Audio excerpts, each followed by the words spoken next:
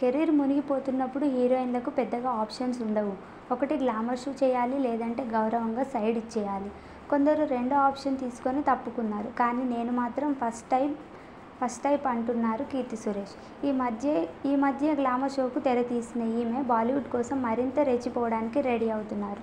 ఈ లెక్కన టాలీవుడ్కు by by చెప్పినట్లేనా? Career మొత్తం ఇలాగే మహానటి అని పిలుచుకోవాలని పాపం కీర్తి సురేష్కు మాత్రం ఉండదా చెప్పండి.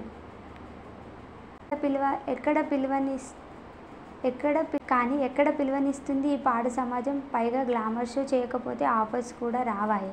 దాంతో ఆఫర్స్ కోసం అందాల ఆరబోతకు తెర తీయడం తప్ప మరో ఆప్షనే లేదిప్పుడు కీర్తి చేతిలో. అందుకే మెల్లగా అటువైపు ఈ మోడర్న్ మహానటి అడుగులు పడుతున్నాయి. నటిగా గుర్తింపు ఉంది, సాక్ష్యంగా జాతీయ అవార్డు ఉంది.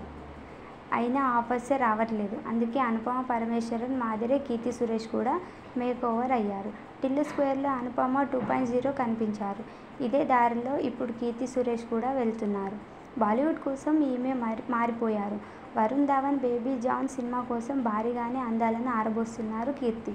బాలీవుడ్ డెబ్యూ మూవీ బేబీ జాన్లో వరుణ్ ధావన్, కీర్తి సురేష్ మధ్య లిప్ లాక్ సీన్స్ ఉంటాయని తెలుస్తోంది.